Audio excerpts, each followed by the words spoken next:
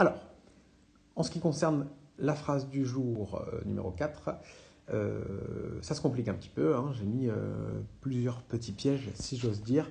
On va essayer de les détailler assez rapidement. Alors, première chose, on le sait, vous le savez largement, on commence par les verbes. Le premier verbe de la phrase, c'était manger. Je ne reviens pas sur la manière dont on trouve un verbe, vous le savez. Il faut changer le temps de la phrase. Je ne vais pas le faire là parce que sinon ça allonge la correction et ça peut déranger certains d'entre vous. Alors, manger, pour le coup, il est conjugué à l'imparfait. On le voit aussi à sa terminaison, IS. On voit que c'est une phrase qui est écrite au passé. Effectivement, lorsqu'on change le temps de la phrase, on s'en aperçoit plus facilement. Donc là, elle est écrite au passé et plus particulièrement à l'imparfait pour le verbe manger. L'infinitif de manger, c'est manger, donc manger, mais sauf que ça s'écrit ER à la fin, ce qui prouve que c'est un verbe du premier groupe. Voilà pour le premier verbe. Il y avait également un deuxième verbe qui était assurgi.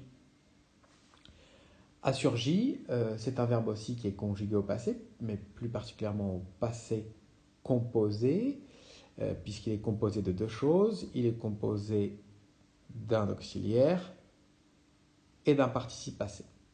On va y revenir quand on va faire justement la nature des mots.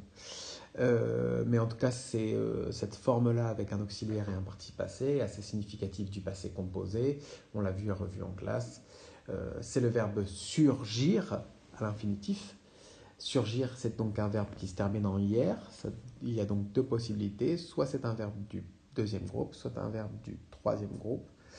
Pour savoir si c'est bien un verbe du deuxième groupe, il faut qu'avec la première personne du pluriel, c'est-à-dire nous, lorsqu'on conjugue au présent, il faut qu'on ait une terminaison en isson.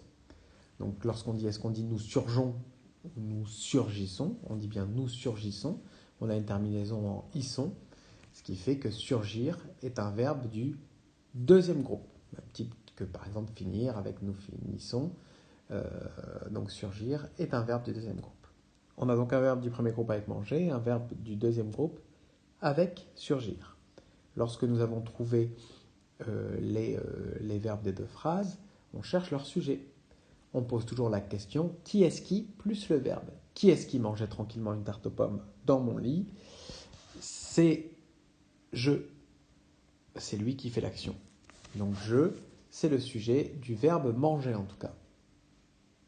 Dans cette phrase, il va y avoir plusieurs sujets, mais celui qui fait l'action du verbe manger, c'est je. Donc le sujet de manger, c'est je. Le sujet d'assurgi, on pose la même question. Qui est-ce qui a surgi quand je mangeais tranquillement une tarte aux pommes dans mon lit? C'est mon petit frère.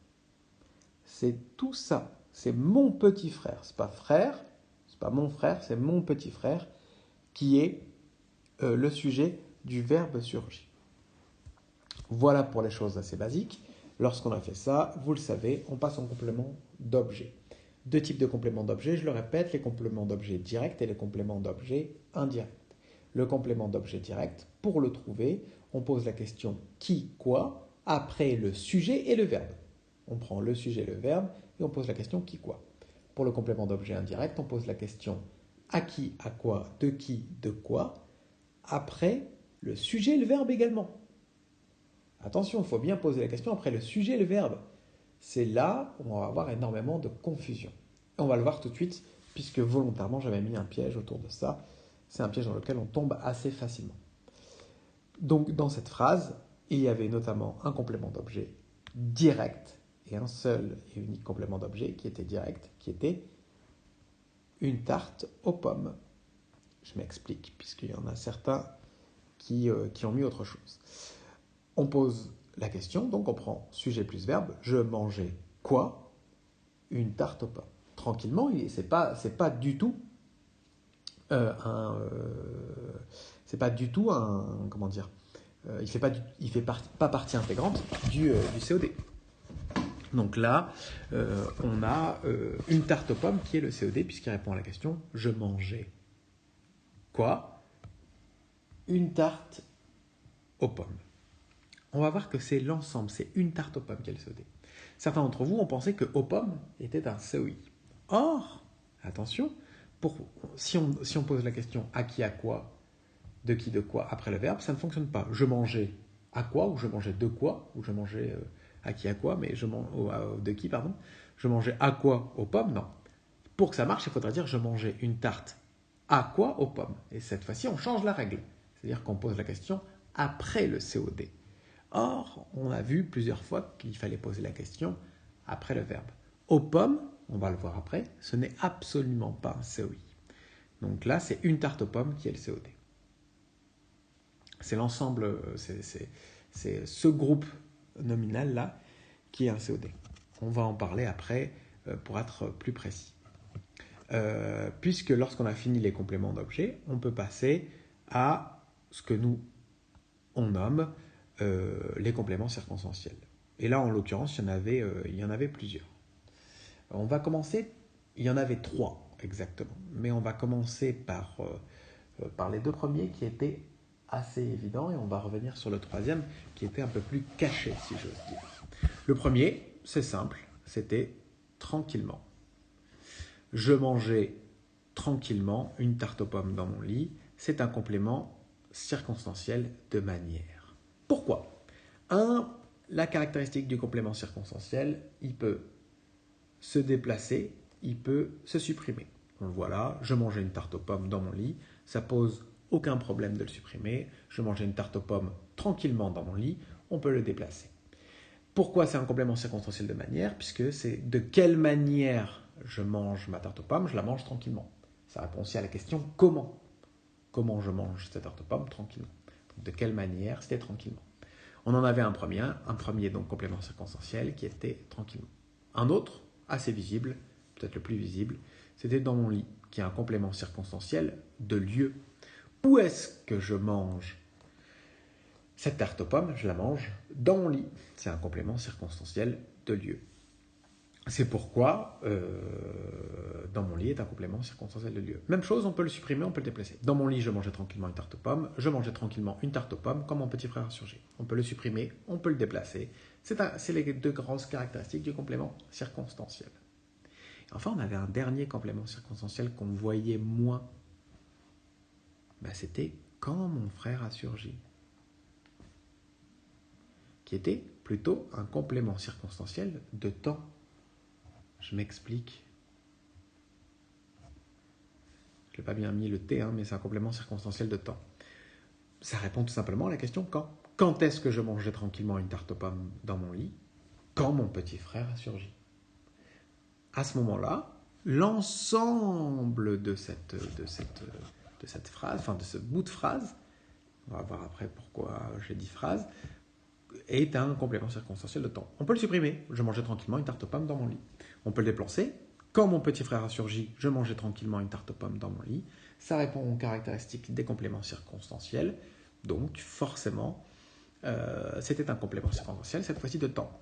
Pour autant, vous voyez bien qu'un complément circonstanciel de temps peut, on l'avait déjà vu plusieurs fois en classe, pas systématiquement, mais plusieurs fois, un complément circonstanciel peut contenir un sujet, un verbe, voire éventuellement un COD, d'ailleurs, ou d'autres compléments circonstanciels à l'intérieur d'un même complément circonstanciel. Bref, tout ça pour vous dire qu'on avait un autre complément circonstanciel.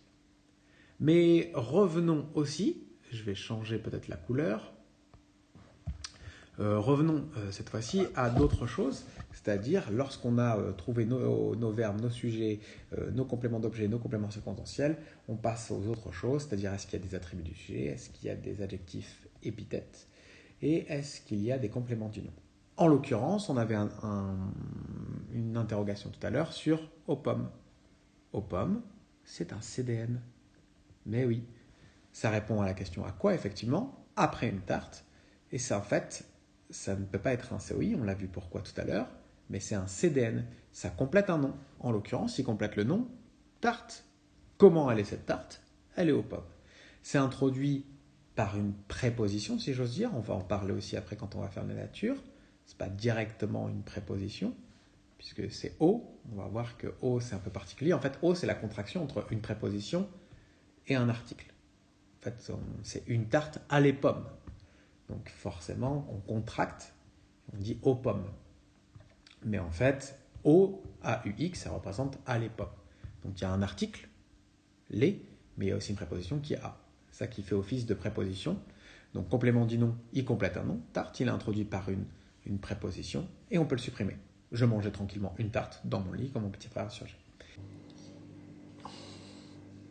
Au-delà de ce complément du nom, on avait également une autre particularité, on avait l'adjectif épithète petit. Je rappelle, l'adjectif épithète a plusieurs caractéristiques. La première, elle est très simple, c'est un adjectif, petit est un adjectif. Ensuite, l'adjectif épithète doit compléter un nom, en tout cas donner une information sur un nom. En l'occurrence, le nom frère. Quel frère a surgi? C'est pas son grand frère, c'est son petit frère. C'est une seconde caractéristique de l'adjectif épithète, c'est un adjectif, il donne une caractéristique, il donne une précision sur un nom. Et enfin, comme le complément du nom, il est supprimable, ce qui est le cas également avec petit. Quand mon frère a surgi, je mangeais tranquillement une tarte aux pommes dans mon lit quand mon frère a surgi, on peut supprimer petit et ça continue d'avoir du sens, de fonctionner. Donc, petit est un adjectif épithète. Voilà ce qu'on avait pour l'ensemble des fonctions de cette phrase. Maintenant, vous le savez, on a une deuxième partie